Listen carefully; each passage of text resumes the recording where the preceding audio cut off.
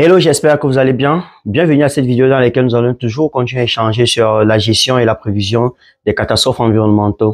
Alors, principalement aujourd'hui, nous allons prendre l'impact du changement climatique sur les catastrophes naturelles.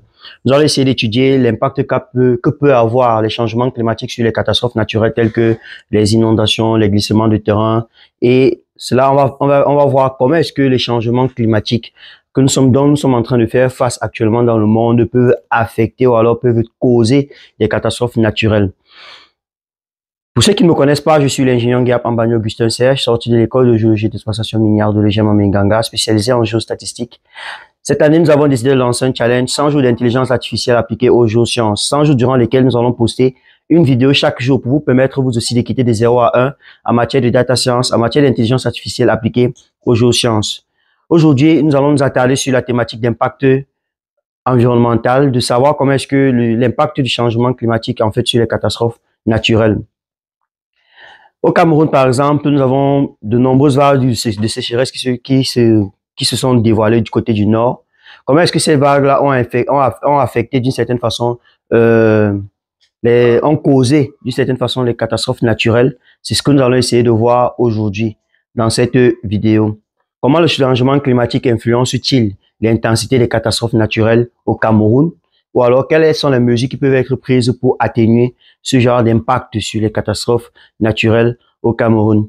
Je prends l'exemple du Cameroun, mais cela peut être appliqué à n'importe quelle autre région, que ce soit au Cameroun ou alors dans un autre pays.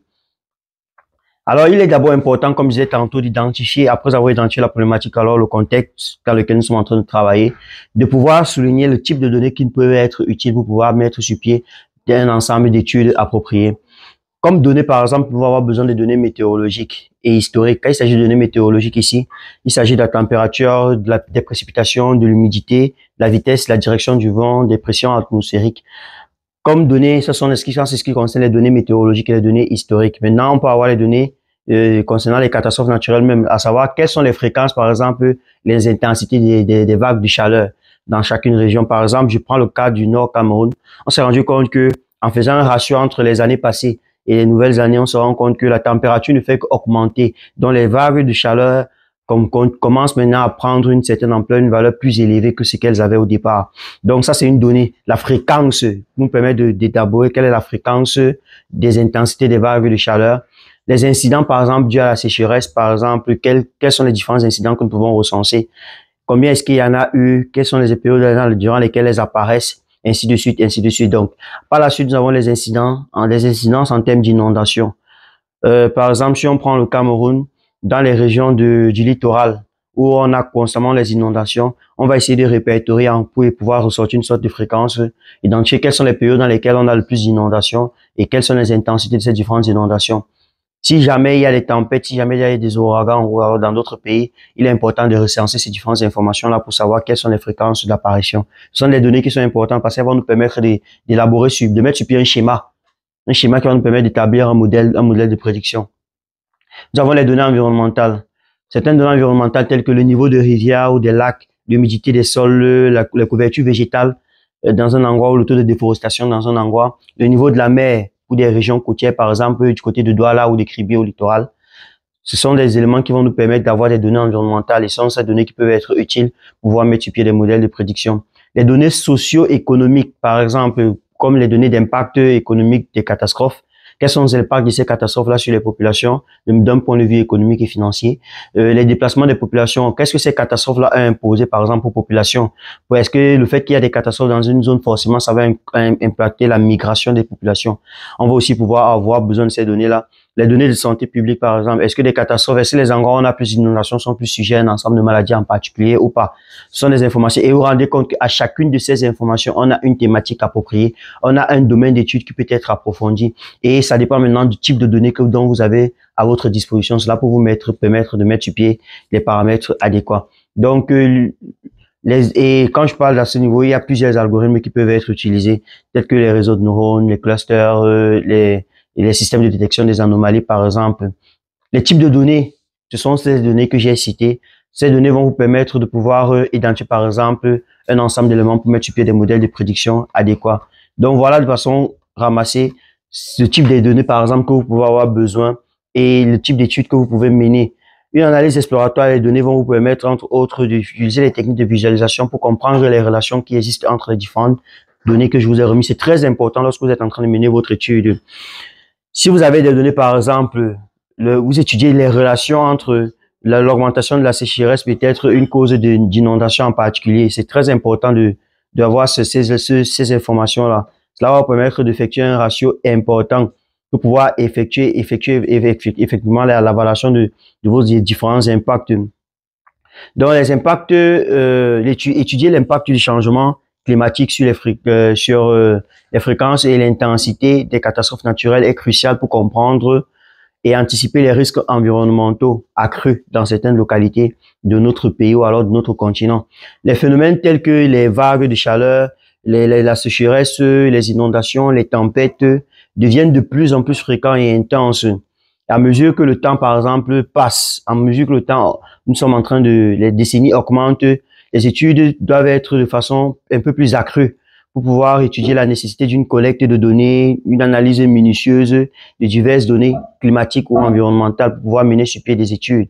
Est-ce que le fait qu'on a, des changements climatiques comme celle-là n'entraînent pas ou alors n'impactent pas sur des catastrophes naturelles telles que des inondations, par exemple, telles que des glissements de terrain, telles que des chutes de blocs, telles que des séismes? Est-ce que ces catastrophes naturelles-là n'ont pas un impact capital sur ces éléments? C'est donc ça à quoi peut être l'objet de cette étude-là. Et en menant dans une étude minutieuse comme celle-là, donc vous pouvez avoir les informations nécessaires pour pouvoir prendre des décisions éclairées et pouvoir donc prévoir, par exemple, des plans de réhabilitation adéquats. Donc, voilà de manière générale, quel peut être l'objet de cette étude-là. Maintenant, comment est-ce que vous pouvez l'aborder? Une fois que vous avez déjà les données, vous allez prendre sur pied des modèles de régression, des modèles d'intelligence artificielle, des modèles de réseau de neurones, pour pouvoir mettre sur pied des cadres de prédiction des risques d'anomalies ou des risques d'incidents, prévoir des cartes de risque de déguerpissement, pardon. Être capable, par exemple, de définir la progression, par exemple, des vagues de sécheresse pour nous permettre de mettre sur pied des plans qui vont nous permettre de, peut-être, si jamais on parle de la sécheresse, on peut peut-être sur pied des plans de reboisement, par exemple, pour pouvoir limiter l'impact de la sécheresse, par exemple, sur les sols. La sécheresse, par exemple, peut apporter des catastrophes naturelles telles que on va dire ça comment, des feux de brousse, oui. La sécheresse peut être une cause de beaucoup de feux de brousse, parce qu'il suffirait seulement que le tonnerre frappe un endroit si la sécheresse a frappé. Pour qu'il y ait un feu de brousse, par exemple, au nord, par exemple, du Cameroun, c'est très fréquent, les feux de brousse. Énormément de feux de brousse, c'est très fréquent seulement à cause de la sécheresse. C'est une catastrophe directe liée à l'impact de la sécheresse ou alors des changements climatiques. Comme élément encore, le fait par exemple que nous sommes dans une zone où il y a peut-être de fortes précipitations dues au changement climatique pour causer la saturation en eau et par conséquent, c'est que lorsqu'il y a de l'eau quelque part, l'eau vient causer quel est le mot, vient causer un manque de cohésion. Je suis désolé pour la tautologie. Vient causer un manque de cohésion sur les rochers, par exemple, sur le sol, ce qui va faire en sorte qu'il y aura beaucoup plus de ruptures, donc des glissements de terrain, tout type de glissement de terrain que vous pouvez, de tout type de ruptures qui peuvent exister, peuvent se produire directement là. On peut avoir des glissements de terrain, des chutes de blocs, tout ça à cause peut-être des fortes précipitations ou alors des changements climatiques élevés. Donc voilà un peu des causes qui peuvent être de près ou de loin impactées sur les glissements de terrain ou alors les catastrophes naturelles. Pour les prochaines vidéos, donc, nous allons essayer de parler toujours d'une autre catastrophe naturelle et de comment est-ce qu'on peut aborder ça avec les mesures d'intelligence artificielle. Utiliser des réseaux de neurones, par exemple, pour effectuer une prédiction des catastrophes naturelles est un moyen nécessaire ou alors évident pour lutter contre le développement durable, pour lutter contre les maladies ou alors les pertes en vies humaines qui peuvent être liées directement à ces catastrophes-là. Donc, je vous remercie de nous avoir suivis pendant cette présentation. On va se retrouver pour notre prochaine présentation dans laquelle nous allons essayer de parler des glissements de terrain. Donc, et l'apport d'intelligence artificielle dans les glissements de terrain. Merci et à la prochaine.